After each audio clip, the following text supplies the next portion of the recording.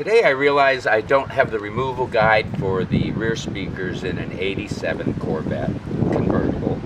To remove these rear enclosures, it's going to take a Phillips screwdriver. We're going to remove the 4 screws that secure the speaker grill in place and remove the speaker grill.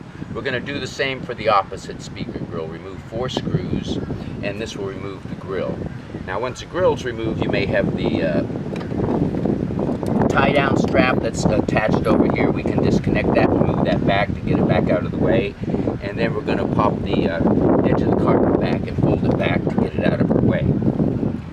Next we have 1, 2, 3, 4, 5, 6, 7, 8, 9, 10, 11, 12, 13, 14 screws that secure this rear plate in. And to remove either one of these, you have to remove, if you're removing the one on the driver's side, you only have to remove that pin. If you're removing the passenger side, you have to remove all the screws because one underlaps over the other.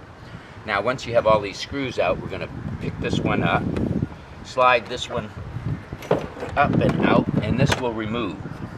Now once this is removed, it's going to access the connector here. There is a trigger on the side. It is keyed, so it only goes back one way. If you're having problems with this connector, I have a video on the website for that. But this is how you remove the 2 rear Bose enclosures from an 87 Corvette.